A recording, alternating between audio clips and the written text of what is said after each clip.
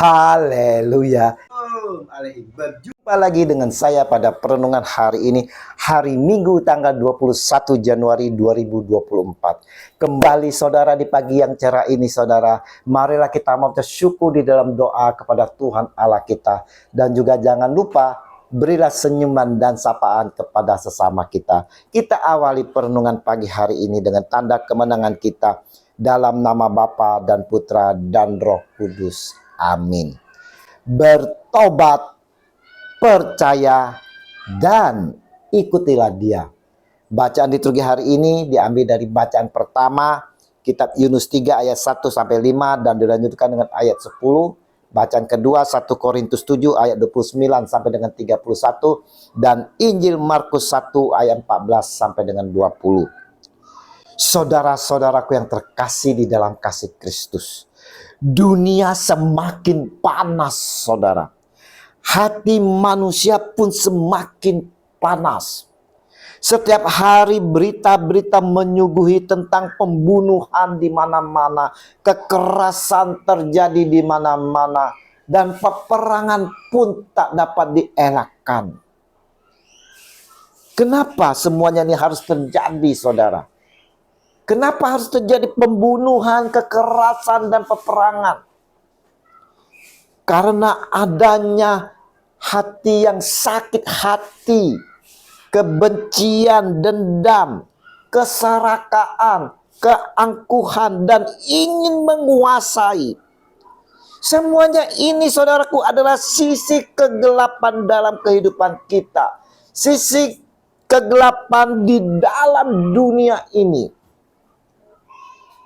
Setiap kita saat-saat ini saudara, hati kita tak ada yang bersih. Semuanya telah terpolusi oleh kotoran-kotoran sampah yang hidup di dalam diri kita. Di mana hidup kita semakin menderita saudara. Karena adanya iri hati, sakit hati, benci, amarah, dendam. Yang membuat kita pun melakukan perbuatan-perbuatan dosa. Yesus datang ke dunia untuk menyelamatkan kita semua dari perbuatan dosa ini. Yesus hadir, saudaraku, mau menerangi kita dan dunia dari kegelapan. Kita semua dipanggil untuk bertobat, percaya dan mengikuti Dia, di mana telah dinyatakan Tuhan Yesus sendiri sejak Ia mulai memberitakan Injil. Dia berkata, waktunya telah genap, kerajaan Allah sudah dekat. Bertobatlah dan percayalah kepada Injil. Markus 1 ayat 15. Adakah kita mendengar seruan Tuhan Yesus kita ini, saudara? Adakah kita bertobat dan percaya? Dengan semakin banyak yang jatuh dalam dosa, Yesus butuh teman seperjalanan untuk menjalani misi-misinya ini. Ketika Yesus sedang berjalan menyusuri Danau Galilea, Ia melihat Simon dan Andreas, saudara Simon. Mereka sedang menebarkan jala di danau, sebab mereka penjala ikan. Yesus berkata kepada mereka, "Mari, ikutlah aku, dan kamu akan kujadikan penjala manusia." Markus 1 ayat 16 sampai dengan 17. Saudaraku yang terkasih di dalam kasih Kristus, dari pernyataan Tuhan Yesus dalam Injil hari ini saudara, kita dapat belajar 3 tahap panggilan yang kita terima, yaitu panggilan untuk bertobat, yang kedua percaya, dan ketiga mengikuti Dia. Kita akan mengulas satu persatu saudara. Yang pertama, kita dipanggil untuk bertobat. Di dalam pewartaan gereja, seruan ini ditujukan pertama-tama kepada mereka yang belum yang belum mengenal Kristus dan Injilnya, saudara. Tempat pertobatan yang pertama dan mendasar adalah sakramen pembaptisan. Oleh iman akan kabar gembira dan oleh pembaptisan, kita dapat lihat di dalam Kisah Para Rasul 2 ayat 38, orang menyangkal yang jahat dan memperoleh keselamatan, yang adalah pengampunan segala dosa dan anugerah hidup baru. Selanjutnya, saudara-saudara, pertobatan dilanjutkan dengan dipertahankan di dalam kehidupan kita sehari-hari sebagai orang percaya yang telah dibaptis. Sehingga kita akan menghasilkan buah-buah pertobatan itu sendiri. Di dalam perjanjian baru juga ada dua kata Yunani untuk pertobatan. Perkataan pertama ialah metanoia, yang berarti perubahan hati, saudara. Yakni pertobatan nyata dalam pikiran, sikap, pandangan, serta berputar balik dari dosa kepada Allah dan pengabdiannya kepada Allah. Perkataan kedua adalah epistrope, yang berarti kembali, berputar meninggalkan jalan sekarang dan berniat untuk menjalankan hidup yang baru dengan pimpinan Roh Kudus. Pertobatan pada satu pihak adalah pilihan kita, saudara. Tetapi pada sisi lain pertobatan adalah karunia Allah. Sebab dialah yang menarik hati manusia yang berdosa kepada pertobatan melalui pekerjaan Roh Kudus. Tanpa anugerah Allah, saudara, tidak mungkin kita bisa mengalami pertobatan sejati. Alkitab menuliskan di dalam Roma 2 ayat 4, tidakkah engkau tahu bahwa maksud kemurahan Allah ialah menuntun engkau kepada pertobatan? Yang kedua, saudara, kita dipanggil untuk percaya. Inti dari Injil adalah Tuhan kita Yesus Kristus sendiri. Karena begitu besar kasih Allah akan dunia ini, saudara, sehingga ia telah mengaruniakan anaknya yang tunggal, supaya setiap orang yang percaya kepadanya tidak binasa, melainkan beroleh hidup yang kekal. Yohanes 3 ayat 16. Kita dipanggil untuk percaya kepadanya, saudara. Percaya kepadanya itu sangat penting. Sebab jika kamu mengaku dengan mulutmu bahwa Yesus adalah Tuhan dan percaya dalam hatimu bahwa Allah telah membangkitkan dia dari antara orang mati, maka kamu akan diselamatkan. Karena dengan hati orang percaya dan dibenarkan, dan dengan mulut orang mengaku dan diselamatkan. Roma 10 ayat 9 sampai dengan 10. Bertobat harus dilanjutkan dengan percaya. Jangan abaikan panggilan untuk percaya ini, saudara.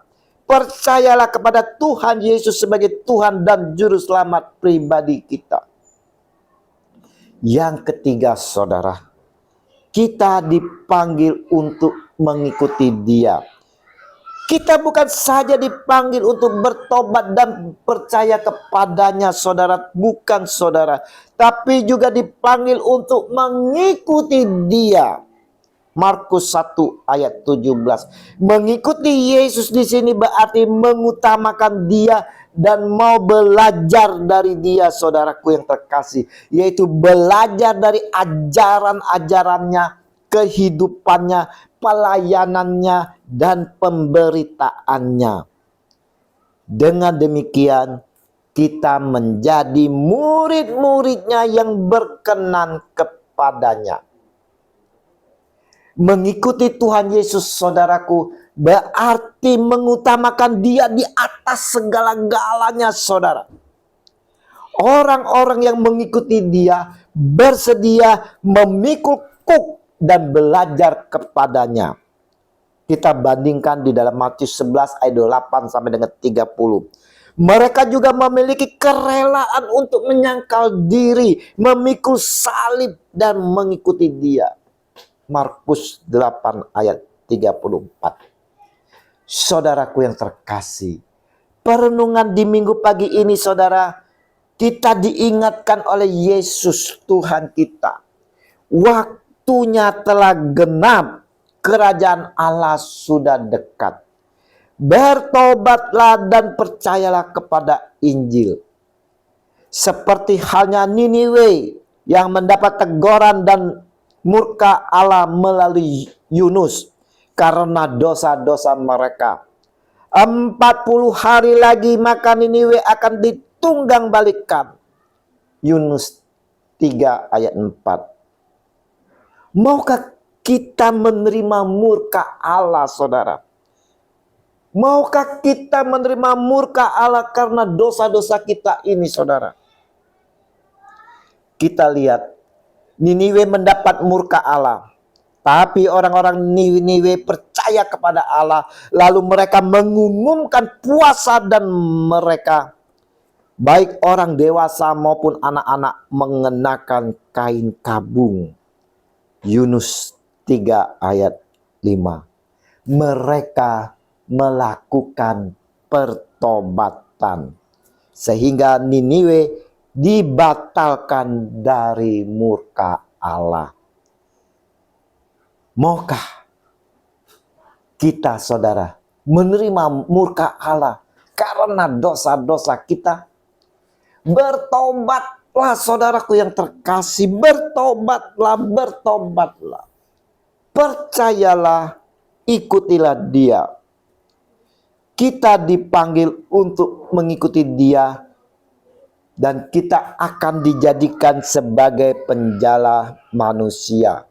Markus 1 ayat 17. Kita yang telah mengalami keselamatan, kita yang telah diampuni oleh pertobatan-pertobatan kita, mau juga menjadi perutusannya untuk menjaring saudara-saudara kita yang tersesat, yang jauh dari Tuhan, yang hidupnya di dalam kegelapan. Biar kita semua memperoleh keselamatan yang hanya datang daripadanya. Mari saudara-saudara yang terkasih, kita mau bertobat, percaya dan mengikuti dia. Oleh karena itu saudara, janganlah berhenti pada tahap panggilan untuk bertobat dan percaya saja saudara. Tetapi adalah kita juga mau meresponi panggilan untuk mengikuti dia. Dengan demikian kita menjadi murid-muridnya yang berkenan kepadanya. Kita bukan saja berakar dan bertumbuh di dalam dia, tetapi juga berbuah bagi kemuliaan namanya. Kemuliaan kepada Bapa, Putra, dan Roh Kudus, seperti pada permulaan, sekarang, selalu, dan sepanjang segala abad. Amin. Dalam nama Bapa dan Putra dan Roh Kudus. Amin. Selamat hari Minggu. Mari kita persikapan hati bersama keluarga untuk menyambut Tuhan kita di dalam perjamuan Ekaristi. Dan terimalah perutusan karena kita diutus. Shalom Aleihim.